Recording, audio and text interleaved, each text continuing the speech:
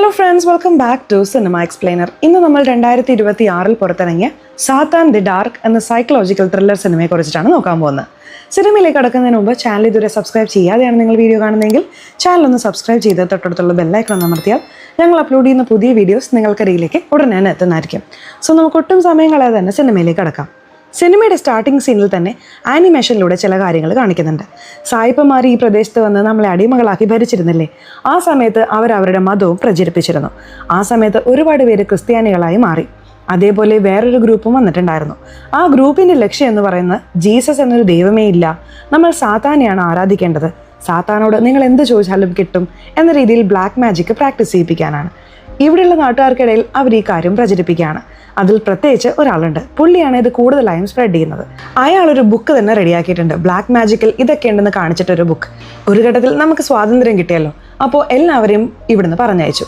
അതുപോലെ ഈ black magic ചെയ്യുന്ന ഗ്രൂപ്പും പോയി. പക്ഷേ ആ ഗ്രൂപ്പ് ഇവിടെ ഒരുപാട് പേരെ ട്രെയിൻ ചെയ്തിട്ടുണ്ടായിരുന്നു. അവരിത് നിർത്താൻ തയ്യാറായിരുന്നില്ല. നമ്മളിത് സ്ഥിരമായി ചെയ്യണം എന്നവർ തീരുമാനിച്ചു.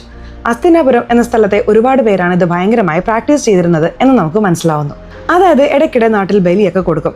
നാട് നന്നാക്കാനും ദാരിദ്ര്യം മാറാനും വേണ്ടിയിട്ടാണ് അവർ ഇങ്ങനെയൊക്കെ ചെയ്യുന്നത് എന്നാണ് പറയുന്നത്. അതെല്ലാം തുടക്കത്തിൽ തന്നെ ഷോർട്ടായിട്ട് നമുക്ക് കാണിച്ചു തരുന്നുണ്ട്. ഇപ്പോൾ 70കളിൽ മെർലിൻ എന്ന പേരുള്ള ഒരാളെ കാണിക്കുന്നു. ഇവരുടെ മകളുടെ പേരാണ് അലീഷ. മോളെ സ്കൂളിൽ പോകാൻ റെഡിയാക്കിക്കൊണ്ടിരിക്കുകയാണ്. അപ്പോഴാണ് ഒരു റൂമിൽ നിന്നും ആരോ അലറുന്ന പോലെയുള്ള സൗണ്ട് കേൾക്കുന്നത്. അതായത് മെർലിൻ്റെ അമ്മയെ റൂമിനുള്ളിൽ പൂട്ടിയിട്ടിരിക്കുകയാണ്. അമ്മയ്ക്ക് ഭക്ഷണം കൊടുക്കാമെന്ന് കരുതി ഇവരടുത്തേക്ക് പോവാണ്. എന്നാൽ ആ അമ്മ ഇവരുടെ മുഖത്തേക്ക് നോക്കുന്ന പോലുമില്ല. ഭക്ഷണം വെച്ചിട്ട് പോവാന്ന് വെച്ചാൽ അതിനും ആ അമ്മ സമ്മതിക്കുന്നില്ല. അതുകൊണ്ട് മെർലിൻ മകളോട് പറയുന്നുണ്ട്, നീ മുത്തശ്ശിക്ക് പോയി ഭക്ഷണം കൊടുക്കെന്ന്. അതെന്താ അമ്മേ? ആ ചെറിയ പെൺകുട്ടി ചോദിക്കുകയാണ്. അമ്മുമ്മയ്ക്കും എനിക്ക് തമ്മിൽ വഴക്കാണ്, അമ്മുമ്മ എന്നോട് സംസാരിക്കില്ല, നീ വെച്ചാൽ അവർ കഴിക്കും, നീ പോയി വച്ചേക്ക് എന്ന് മെർലിൻ പറയുന്നു. ശരി, ഓക്കെ എന്ന് പറഞ്ഞ് ആ ചെറിയ കുട്ടിയും മുത്തശ്ശിക്ക് ഭക്ഷണം കൊടുക്കാനായി പോകുന്നു. അവിടെ നിന്ന് കട്ട് ചെയ്താൽ പിന്നെ കഥ നടക്കുന്നത് 80കളിലാണ്. ഒരു 10 വർഷം കഴിഞ്ഞിരിക്കുന്നു. ആ ചെറിയ കുട്ടി ഇപ്പോൾ +2 പഠിക്കുന്ന ഒരു പെൺകുട്ടിയായി മാറി. അവളിപ്പോൾ സ്കൂളിലേക്ക് പോകാൻ റെഡിയാവാണ്. ഈ സമയത്ത് അവൾക്കൊരു അനിയത്തി കുട്ടിയുള്ളതായി നമ്മളെ കാണിക്കുന്നുണ്ട്. മെർലിൻ്റെ ആരോഗ്യനില വളരെ മോശമായിക്കൊണ്ടിരിക്കുകയാണ്. അമ്മയുടെ ആക്ടിവിറ്റീസിൽ ഒരുപാട് മാറ്റങ്ങൾ കാണുന്നുണ്ട്. അമ്മയ്ക്ക് കുഴപ്പമൊന്നുമില്ലല്ലോ അല്ലേ എന്ന് അലീഷ ചോദിക്കുകയാണ്. എനിക്കെന്ത് പ്രശ്നം, ഞാൻ ഓക്കെയാണ്, എന്നെക്കുറിച്ച് ഓർത്ത് നിങ്ങൾ ടെൻഷൻ അടിക്കണ്ട, പഠിത്തത്തിൽ മാത്രം കോൺസെൻട്രേറ്റ് ചെയ്യേ, സൂക്ഷിച്ച് പോയിട്ട് വാ എന്നൊക്കെ അമ്മ പറയുന്നു. അനിയത്തിക്ക് സംസാരിക്കാനും കേൾക്കാനും കഴിയില്ല. അനിയത്തിയെയും കൂട്ടി അലീഷ സ്കൂളിലേക്ക് പോവാണ്. ഇപ്പോൾ സാഗർ എന്ന പേരിലൊരു പയ്യനെ കാണിക്കുന്നു. ഇവൻ അലീഷയുടെ കൂടെ തന്നെയാണ് പഠിക്കുന്നത്. പക്ഷേ അലീഷയുടെ നാട്ടുകാരനല്ല, വേറെ നാട്ടുകാരനാണ്. പുള്ളി സ്കൂളിലേക്ക് റെഗുലറായിട്ട് ലേറ്റ് ആയിട്ടാണ് പോകുന്നത്. അമ്മ കാരണം ചോദിക്കുമ്പോൾ അവരോടൊന്നും പറയാതെ അവൻ വേഗം ഇറങ്ങുന്നു. അലീഷയെ ലേറ്റായി പോയാൽ മാത്രമേ അവന് കാണാൻ കഴിയൂ. അതിനു വേണ്ടിയിട്ടാണ് അവൻ ഇങ്ങനെ ചെയ്യുന്നത്. 6ാം ക്ലാസ്സിൽ പഠിക്കുന്ന സമയം തൊട്ടേ അവൻ അലീഷയെ സ്നേഹിക്കുന്നുണ്ട്. പക്ഷെ അലീഷ അവനെ തിരിഞ്ഞു പോലും നോക്കുന്നില്ല. അവൻ ലേറ്റായി വന്നാൽ അലീഷ ഓ ലേറ്റായി വന്നോ എന്ന് നോക്കുമല്ലോ, അതിനു വേണ്ടി മാത്രമാണ് അവൻ എന്നും ലേറ്റായി വരുന്നത് എന്ന് നമുക്ക് മനസ്സിലാവുന്നു. ഇന്നും അലീഷ അവനെ മൈൻഡ് ചെയ്യുന്നില്ല. അവൻ അലീഷയെ ലൈൻ അടിക്കുന്നത് അവൻ്റെ ഫ്രണ്ട്സിനൊക്കെ നന്നായിട്ട് അറിയാം.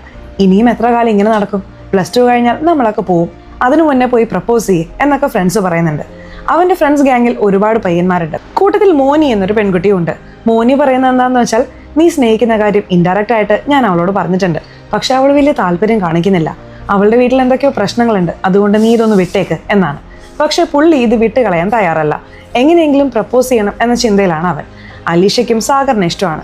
അവൻ ശ്രദ്ധിക്കാത്ത സമയത്ത് അവൾ അവനെ നോക്കുന്നതൊക്കെ നമ്മളെ കാണിക്കുന്നുണ്ട്. അതേസമയം സാഗർ അവൻ്റെ കൂട്ടുകാരോടൊപ്പം ബാസ്കറ്റ് ബോൾ കളിച്ചുകൊണ്ടിരിക്കുകയാണ്. ആ സമയത്ത് അടുത്തുള്ള ചേർച്ചിലെ ഫാദർ അവിടെയുള്ളൊരു മദറുമായി സംസാരിച്ചുകൊണ്ടിരിക്കുകയാണ്. അപ്പോഴാണ് മെർലിൻ അവിടേക്ക് വരുന്നത്. ഇത് കണ്ട് രണ്ടുപേരും ഷോക്കാവുന്നു.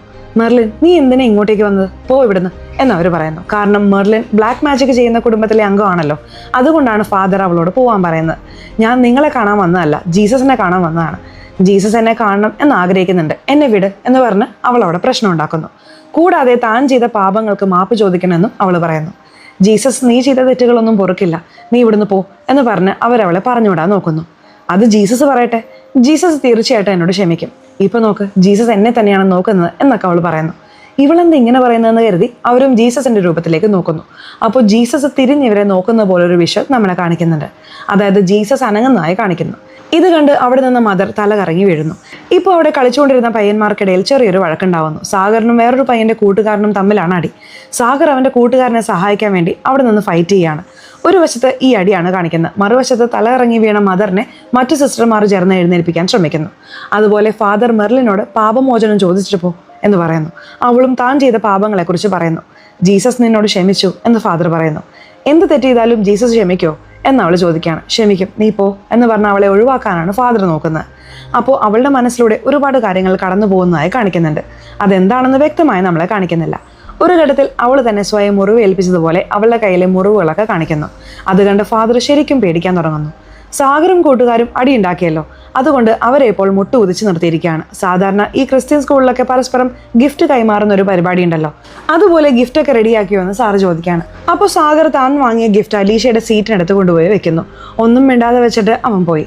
ആ കുട്ടിയാണെങ്കിൽ ഈ ഗിഫ്റ്റ് തുറക്കണോ വേണ്ടയോ എന്ന് ആലോചിക്കുകയാണ്. എല്ലാവരും പോയ ശേഷം അവൾ അത് തുറക്കാനായി എടുക്കുന്നു. ഇതെല്ലാം സാഗറും കൂട്ടുകാരും പുറത്തുനിന്ന് ശ്രദ്ധിക്കുന്നുണ്ട്. അവൾ ആ ഗിഫ്റ്റ് തുറന്ന് നോക്കുന്നുണ്ട്. അപ്പോൾ ആ കുട്ടിക്കും സാഗറിന് ഇഷ്ടമാണെന്ന് എല്ലാവർക്കും മനസ്സിലാവുന്നു. അലീഷ സ്കൂളിൽ നിന്നും ഇറങ്ങുമ്പോൾ മോനി അവളോട് സംസാരിക്കാൻ വരുന്നു. നിനക്ക് സാഗറിന് ഇഷ്ടമാണോ എന്ന് മോനി ചോദിക്കുന്നു. മോനി, നിനക്ക് കാര്യങ്ങൾ അറിയാത്തതുകൊണ്ടാണ്. എൻ്റെ ഫാമിലിയിൽ ഒരുപാട് പ്രശ്നങ്ങളുണ്ട്.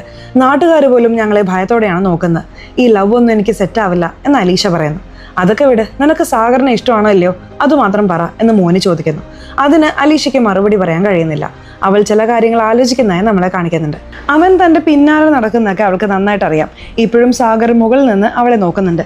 അവളും സാഗറിനെ നോക്കി ചെറുതായി ഒന്ന് ചിരിച്ചിട്ട് അവിടെ നിന്ന് നടന്നു പോകുന്നു. ഹോ, അവൾക്ക് എന്നെ ഇഷ്ടമാണല്ലോ എന്ന് കരുതി സാഗറും ഭയങ്കര ഹാപ്പി ആവുന്നു. സാഗർ അവളുടെ പിന്നാലെ നടന്ന കാര്യങ്ങളൊക്കെ ഒരു പാട്ടിൻ്റെ രൂപത്തിൽ നമ്മളെ കാണിച്ചു തരുന്നുണ്ട്. ഇപ്പോൾ പ്രസന്റിൽ സാഗറിനെ നോക്കി ഒന്ന് ചിരിച്ചിട്ട് അവൾ അവിടെ നിന്ന് പോകുന്നു. അങ്ങനെ പോകുമ്പോൾ മദർ അവളെ തടഞ്ഞു നിർത്തി സംസാരിക്കുന്നു. നിന്റെ അമ്മ ഇവിടെ വന്ന് വലിയ പ്രശ്നം ഉണ്ടാക്കി. ഫാദറിനോട് എന്താ പറഞ്ഞതെന്നറിയില്ല. ഇപ്പോൾ ഫാദർ സുഖമില്ലാതെ കിടപ്പിലാണ്. നിന്റെ അമ്മയെ ദയവ് ചെയ്ത് ഇങ്ങോട്ടേക്ക് വിടരുത്. ഇനി നിന്റെ അമ്മ ഇവിടെ വന്നാൽ പിന്നെ നിനക്ക് ഈ സ്കൂളിൽ വരാൻ കഴിയില്ല എന്ന് മദർ പറയുന്നു. ശരി മദർ, ഇനി ഇങ്ങനെ ഉണ്ടാകാതെ ഞാൻ നോക്കിക്കോളാം എന്ന് പറഞ്ഞ അലീഷ അനിയത്തെയും കൂട്ടി അവിടെ നിന്ന് പോകുന്നു. അവർ പോകുമ്പോൾ അമ്മ വേറൊരിടത്ത് നിൽക്കുന്നതാണ് കാണിക്കുന്നത്. വീട്ടിലില്ലാതെ അമ്മ ഇവിടെ എന്താ ചെയ്യുന്നത്? ഇപ്പോൾ അമ്മ കാണിക്കുന്ന ഒന്നും ഒട്ടും ശരിയല്ല എന്ന് അവൾ പറയുന്നു. അപ്പോൾ പോലും അമ്മ ഉച്ചത്തിൽ സംസാരിക്കരുത്, പലരും നമ്മളെ ശ്രദ്ധിക്കുന്നുണ്ട് എന്ന് വളരെ വിചിത്രമായി സംസാരിക്കുന്നു. അമ്മയ്ക്ക് എന്തോ പ്രശ്നമുണ്ടെന്ന് മാത്രം അലീഷയ്ക്ക് മനസ്സിലാവുന്നു. പക്ഷെ അതെന്താണെന്ന് പിടികിട്ടുന്നില്ല. അമ്മ പാല് വാങ്ങാൻ ഒരു വീട്ടിൽ പോയതാണ്. പാത്രം എടുക്കാൻ മറന്നു. അത് എടുത്തുകൊണ്ട് വരാമെന്ന് പറയാണ്. അമ്മ എടുക്കണ്ട, ഞാൻ എടുത്തോളാം എന്ന് പറഞ്ഞ അലീഷ ആ വീട്ടിലേക്ക് പോകുന്നു. വീട്ടിലുള്ള ആളെ വിളിക്കാൻ അവൾ വാതിലിൽ തട്ടുന്നുണ്ട്. അയാൾ പുറത്തേക്ക് വരുന്നില്ല. പെട്ടെന്ന് നോക്കുമ്പോൾ വാതിൽപ്പടിയിൽ ഒരു വിരൽ മുറിച്ചു കെട്ടി തൂക്കിയിട്ടിരിക്കുന്നു. ഇത് കണ്ട് അവൾ ശരിക്കും ഞെട്ടിപ്പോകുന്നു. അമ്മ വല്ലതും ചെയ്തതാണോ എന്ന് അവൾ പേടിക്കുകയാണ്. ഇനി ഇവിടെ നിൽക്കുന്നത് സേഫ് അല്ല, വേഗം വീട്ടിലേക്ക് പോകാമെന്ന് കരുതി അവൾ പെട്ടെന്ന് വീട്ടിലേക്ക് വരുന്നു. അവൾ വീട്ടിലെത്തുമ്പോൾ അമ്മയെ കാണുന്നില്ല. അനിയത്തി എന്തോ കണ്ട് പേടിച്ച് നിൽക്കുകയാണ്. എന്താ മോളെ, എന്ത് പറ്റി എന്ന് ചോദിച്ചാൽ അവൾ നോക്കുമ്പോൾ അമ്മയ്ക്ക് എന്തോ ബാധ കൂടിയതുപോലെ എന്തൊക്കെയോ ചെയ്യുന്നുണ്ട്. അവർ സ്വയം മുറിവ് ഏൽപ്പിക്കുന്ന പോലെ സ്വന്തം കൈകളിൽ മുറിവുണ്ടാക്കിയിരിക്കുന്നു. അമ്മേ, എന്തിനാണ് ഇങ്ങനെ ചെയ്യുന്നത്? നിങ്ങൾക്ക് എന്ത് പറ്റി എന്ന് ചോദിച്ച് അവൾ അമ്മയ്ക്ക് മരുന്നൊക്കെ വെച്ച് കൊടുക്കുന്നുണ്ട്. ഭക്ഷണം കഴിക്കാൻ നേരം പ്രാർത്ഥിച്ചിട്ട് കിടക്കാം എന്ന് അമ്മ പറയാണ്. അമ്മയ്ക്ക് പ്രാർത്ഥിക്കുന്നതൊന്നും ഇഷ്ടമല്ലല്ലോ എന്ന് അവൾ ചോദിക്കുന്നു. അല്ലല്ല, ഇന്ന് പ്രാർത്ഥിക്കാം എന്ന് അമ്മ പറയുന്നു. അമ്മ സാത്താനെ ആരാധിക്കുന്ന ആളാണെന്നും മകൾക്കും അറിയാം. ഇപ്പോൾ അവർ പ്രാർത്ഥിക്കാൻ തുടങ്ങുകയാണ്. പക്ഷെ വളരെ വിചിത്രമായിട്ടാണ് പെരുമാറുന്നത്. അതുപോലെ പേ പിടിച്ചതുപോലെയാണ് അവർ ഭക്ഷണം വലിച്ചു വാരി കഴിക്കുന്നത്. അമ്മ ഇങ്ങനെയൊക്കെ ചെയ്യുന്നത് കണ്ട് രണ്ട് കുട്ടികളും ശരിക്കും പേടിക്കുന്നു. ഞാൻ ചെറിയ കുട്ടിയായിരുന്നപ്പോൾ അമ്മ എത്ര നല്ലതായിരുന്നു, ഇപ്പോൾ എന്തിനാണ് അമ്മ ഇങ്ങനെ മാറിയത്? എനിക്ക് പഴയ അമ്മയാണ് വേണ്ടത് എന്നൊക്കെ അവൾ വളരെ ഇമോഷണലായി സംസാരിക്കുന്നു. അമ്മ ഉറങ്ങിക്കിടക്കുമ്പോഴാണ് അവൾ ഇതൊക്കെ പറയുന്നത്. രാവിലെ അമ്മ ചെറിയവളെ ഒരുക്കുമ്പോൾ അലീഷ വന്ന് സംസാരിക്കുന്നു. അമ്മ ഇന്നലെ വളരെ വിചിത്രമായിട്ടാണ് പെരുമാറിയത് എന്നവൾ പറയുന്നു. അതുകൊണ്ടാണ് ഞാൻ പറയുന്നത്, എനിക്കുള്ളിൽ എന്തോ നടക്കുന്നുണ്ട്. നീ പുറത്തു പോകുമ്പോൾ എന്നെ റൂമിലാക്കി പുറത്തൊന്ന് പൂട്ടിയിട്ടിട്ട് പൊക്കോ എന്നമ്മ പറയുന്നു. അമ്മ എങ്ങനെ പൂട്ടിയിട്ടിട്ട് പോകും എന്നവൾ ആലോചിക്കുകയാണ്. എങ്കിലും വേറെ വഴിയില്ലാത്തതുകൊണ്ട് അവൾ അമ്മയെ റൂമിലാക്കി പൂട്ടിയിട്ട് സ്കൂളിലേക്ക് പോകുന്നു. അലീഷ ക്ലാസ്സിലിരുന്ന് എന്തോ വരച്ചുകൊണ്ടിരിക്കുമ്പോൾ വിചിത്രമായ ചില സൗണ്ടുകൾ കേൾക്കുകയാണ്. എന്താ ഈ സൗണ്ട് എന്ന് കരുതി അവൾ പേടിച്ച് നിലവിളിക്കുകയാണ്. ഇവളെങ്ങനെ ഇങ്ങനെ പേടിച്ചലറുന്നത് എന്ന് കരുതി എല്ലാവരും അവളെ തിരിഞ്ഞു നോക്കുന്നു.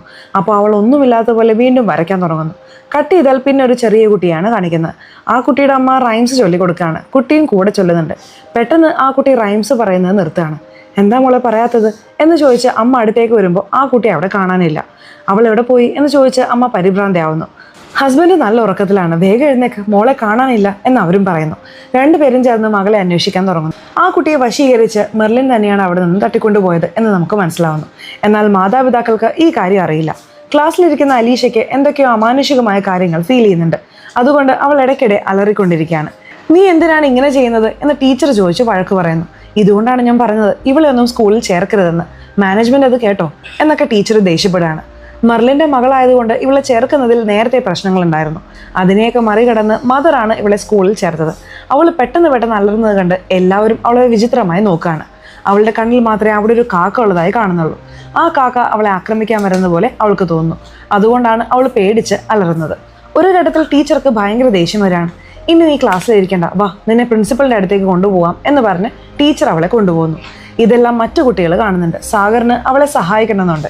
അവൻ കുറച്ച് ഡീറ്റെയിൽസ് മോനിയെ ഏൽപ്പിക്കുന്നു. കുറച്ച് കഴിഞ്ഞ് അലീഷ പുറത്തേക്ക് വരുമ്പോൾ മോനി അവൾക്ക് ആ പേപ്പർ കൊടുക്കുന്നു.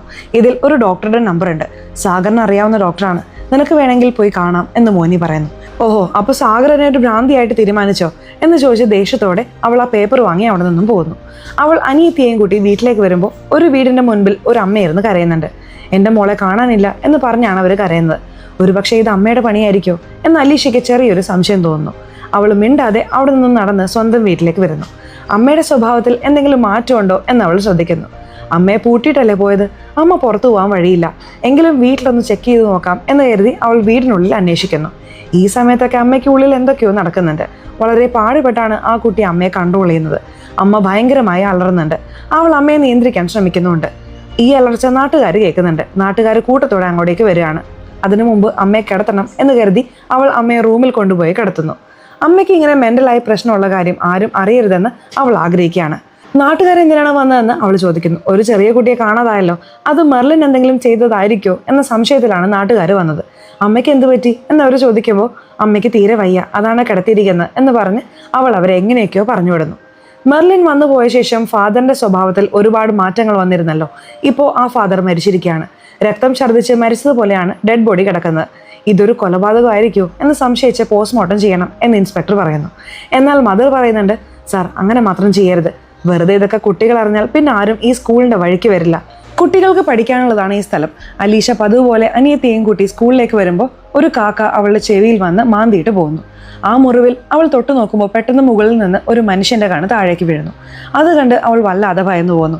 വേഗം അനിയത്തിയെയും പിടിച്ച് അവൾ അവിടെ നിന്ന് ഓടുന്നു. വീട്ടിലെത്തുമ്പോൾ അമ്മ ചുവരിലേക്ക് തിരിഞ്ഞു നിൽക്കുകയാണ്. അമ്മ എന്തു പറ്റി, എന്നെ ഒന്ന് നോക്ക് എന്നവൾ പറയുന്നു. അമ്മ തിരിഞ്ഞു നോക്കുമ്പോൾ അമ്മയുടെ ഒരു കണ്ണ് കാണാനില്ല. ആ അമ്മയുടെ കണ്ണാണ് ഇപ്പോൾ താഴേക്ക് വീണത്. അമ്മ ഇപ്പോൾ പൂർണ്ണമായും ബാധ കയറിയതുപോലെ അവളുടെ കഴുത്തിൽ പിടിച്ച് ഞെരിക്കുകയാണ്. അവൾ വേദന കൊണ്ട് പൊളയാണ്. അപ്പോൾ അലീഷയുടെ കയ്യിലുള്ള പേപ്പർ അനിയത്തി കാണുന്നുണ്ട്. അതിൽ സാഗറിൻ്റെ നമ്പർ ഉണ്ടായിരുന്നല്ലോ. അവൾ സാഗറിനെ വിളിക്കുന്നു. അവൾ ഒന്നും സംസാരിക്കുന്നില്ലെങ്കിലും സാഗറിന് പ്രശ്നം മനസ്സിലാവുന്നു. മദർ പോസ്റ്റ്മോർട്ടം വേണ്ട എന്ന് പറഞ്ഞെങ്കിലും ഇൻസ്പെക്ടർ നിർബന്ധമായും അത് ചെയ്യണമെന്ന് പറഞ്ഞ് ബോഡി ഹോസ്പിറ്റലിലേക്ക് മാറ്റുന്നു. പോസ്റ്റ്മോർട്ടത്തിനുള്ള എല്ലാ തയ്യാറെടുപ്പുകളും നടത്തുന്നു. സാഗറും അവൻ്റെ കൂട്ടുകാരൻ രാഹുലും വീട്ടിൽ വന്ന് അലീഷയെയും അമ്മയെയും രക്ഷിക്കുന്നു. അമ്മയും മകളെയും ഹോസ്പിറ്റലിൽ അഡ്മിറ്റ് ചെയ്യുന്നു. നിന്റെ അമ്മയുടെ കണ്ണിന് എങ്ങനെയാണ് ഇങ്ങനെ സംഭവിച്ചത്, എന്താണ് അവിടെ നടന്നത് എന്ന് സാഗർ ചോദിക്കുന്നു. അവൾ കഴിവതും സത്യം പറയാതിരിക്കാൻ നോക്കുന്നുണ്ട്. എന്നാൽ അനിയത്തി കുറച്ച് കാര്യങ്ങൾ പറയുന്നുണ്ട്. ഞങ്ങളുടെ വീട്ടിലൊരു മുത്തശ്ശിയുണ്ട് എന്ന് അവൾ പറയുന്നു. അതായത് അവളുടെ മുത്തശ്ശി വീട്ടിലുണ്ടെന്ന്. മുത്തശ്ശി അവിടെ തനിച്ചാണോ, എങ്കിൽ അവരെയും ഇങ്ങോട്ടേക്ക് കൂട്ടിക്കൊണ്ടുവരാം എന്ന് സാഗർ പറയുന്നു. വേണ്ട വേണ്ട എന്ന് അലീഷ പറയുന്നുണ്ട്. അവൻ വീട്ടിലേക്ക് പോകരുത് എന്നാണ് അവൾ ആഗ്രഹിക്കുന്നത്. എന്നാൽ സാഗർ, നീ വിഷമിക്കേണ്ട, ഞാൻ പോയി അമ്മൂമ്മയെ ഇങ്ങോട്ടേക്ക് കൂട്ടിക്കൊണ്ടുവരാം എന്ന് പറഞ്ഞ് കൂട്ടുകാരനെയും കൂട്ടി അങ്ങോട്ടേക്ക് പോകുന്നു. ആ ഗ്രാമത്തിൽ നിന്നും ഒരു ഡെഡ് ബോഡി വന്നിട്ടുണ്ടെന്ന് അറിഞ്ഞപ്പോൾ തന്നെ ചിലർക്കൊക്കെ ഭയമുണ്ട്. എന്നാൽ ഡോക്ടർ പോസ്റ്റ്മോർട്ടം ചെയ്യാനുള്ള തയ്യാറെടുപ്പുകൾ നടത്തുന്നു. പോസ്റ്റ്മോർട്ടം തുടങ്ങുമ്പോൾ അവിടെ ചില അമാനുഷികമായ സംഭവങ്ങൾ നടക്കാൻ തുടങ്ങുന്നു. കൂടെയുള്ള കോമ്പൗണ്ടർ ശരിക്കും പേടിക്കുന്നുണ്ട്. പെട്ടെന്ന് കറണ്ട് പോവുകയും വരികയും ചെയ്യുന്നു. അപ്പോൾ ഡെഡ് ബോഡി വെച്ച സ്ഥലം മാറിയതായി കാണുന്നു. സാർ, ബോഡി ഇവിടെയല്ലേ ഇരുന്നിരുന്നത്, ഇപ്പോൾ സ്ഥലം മാറിയല്ലോ എന്ന് കമ്പൗണ്ടർ പറയുന്നു. ഡോക്ടറും അത് കണ്ട് അതിശയിച്ചു പോവാണ്. ബോഡിയുടെ ഡ്രസ്സ് മാറ്റി നോക്കുമ്പോൾ ഫാദറിന്റെ ശരീരം മുഴുവൻ എന്തൊക്കെയോ ചിഹ്നങ്ങൾ വരച്ചതുപോലെ കാണുന്നു. അവർക്ക് ശരിക്കും പേടിയാവുന്നുണ്ട്. ഇത് പോസ്റ്റ്മോർട്ടം ചെയ്യാൻ കഴിയില്ല, ബോഡി കൊണ്ടുപോ എന്നവർ പറയുന്നു. അതുകൊണ്ട് ഇൻസ്പെക്ടറും ഒരാളെ വെച്ച് കുഴി തോണ്ടി ബോഡി കുഴിച്ചിടാം എന്ന് തീരുമാനിക്കുന്നു. സാഗറും രാഹുലും ആ വീട്ടിലെത്തുന്നു. മുത്തശ്ശി എവിടെയാണ് വെച്ചിരിക്കുന്നതെന്ന് അവർക്കറിയില്ല. ഓരോരുത്തായി അവർ തിരയാണ്. എനിക്ക് പേടിയാവുന്നുണ്ട് എന്ന് കൂട്ടുകാരൻ പറയുന്നുണ്ട്. ഒന്നുമില്ലടാ എന്ന് പറഞ്ഞ സാഗർ ഓരോ റൂമും ചെക്ക് ചെയ്യുന്നു. അവിടെ കട്ട് ചെയ്താൽ ഇൻസ്പെക്ടറെയും കുഴി തോണ്ടാമെന്ന ആളെയും കാണിക്കുന്നു. കുഴി തോണ്ടുമ്പോൾ അവിടെ നേരത്തെ തന്നെ ഒരു ബോഡി ഉള്ളതായി കാണിക്കുന്നു. അത് മാറ്റിയിട്ട് ഈ ബോഡി കുഴിച്ചിടാൻ ഇൻസ്പെക്ടർ പറയുന്നു. അയാളത് മാറ്റാൻ നോക്കുമ്പോൾ അവിടെ വളരെ ഫ്രഷ് ആയ ഒരു ഡെഡ് ബോഡി കാണുന്നു. ഫ്രഷ് ആയ ഒരു ബോഡി കണ്ട് അയാൾ പേടിച്ചലറുകയാണ്. ഇൻസ്പെക്ടറും ഇത് കണ്ട് പേടിക്കുന്നു. സാഗർ മുത്തശ്ശിയുടെ റൂമിലെത്തുന്നു. അവിടെ മുത്തശ്ശിയുടെ ചെറുപ്പകാലത്തെ ഫോട്ടോ ഉണ്ട്. സത്യത്തിൽ ഇപ്പോൾ കുഴിയിൽ നിന്ന് കിട്ടിയ ബോഡി മുത്തശ്ശിയുടേതാണ്. കാരണം മുത്തശ്ശി ചെറുപ്പത്തിൽ അങ്ങനെയായിരുന്നു എന്ന് ഫോട്ടോയിൽ നിന്ന് മനസ്സിലാവുന്നു. എന്നാൽ മുത്തശ്ശിയെ തെരയുന്ന സാഗറിന് അവിടെ അമാനുഷികമായ ചില കാര്യങ്ങൾ നേരിടേണ്ടി വരുന്നു. ഏതൊരു ശക്തി അവനെ ആക്രമിക്കാൻ വരുന്നത് പോലെ തോന്നുന്നു. അവൻ പേടിച്ച റൂമിൽ നിന്ന് പുറത്തേക്ക് വരുന്നു. പെട്ടെന്ന് വലിയൊരു സൗണ്ട് കേൾക്കാണ്. സാഗറും രാഹുലും കാതുപൊത്തി നിൽക്കുകയാണ്. പെട്ടെന്ന് രാഹുലിന് എന്തൊരു മാറ്റം സംഭവിക്കുന്നു. രാഹുൽ സാഗറിനെ ആക്രമിക്കാൻ തുടങ്ങുന്നു. നിനക്ക് എന്തു പറ്റി, എന്നെ വീട് എന്ന് അവൻ കെഞ്ചാണ്. എങ്ങനെയൊക്കെയോ രാഹുലിന്റെ കയ്യിൽ നിന്നും രക്ഷപ്പെട്ട് സാഗർ ഓടുന്നു. സാഗർ രക്ഷപ്പെട്ട് കൂട്ടുകാരുടെ അടുത്തെത്തുന്നു. എന്നാൽ രാഹുലിന് എന്ത് പറ്റിയെന്ന് അറിയില്ല. സാഗറിനോട് കൂട്ടുകാർ എന്താണ് സംഭവിച്ചതെന്ന് ചോദിക്കുകയാണ്. നടന്നതെല്ലാം അവൻ അവരോട് പറയുന്നു. ഈ കേസ് അന്വേഷിക്കുന്ന ഇൻസ്പെക്ടർ സാഗറിന്റെ അച്ഛൻ്റെ ഫ്രണ്ടാണ്. സാഗർ, നീ എന്തിനാ ആവശ്യമില്ലാതെ ആ വീട്ടിലൊക്കെ പോയത്? ആ ഗ്രാമത്തെ പറ്റി നിനക്കറിയില്ല. അവിടെ ഒരുപാട് വിചിത്രമായ കാര്യങ്ങൾ നടക്കുന്നുണ്ട്. ഞാൻ ആ ഗ്രാമത്തിലെ കേസുകളൊന്നും കാര്യമായി അന്വേഷിക്കാറില്ല.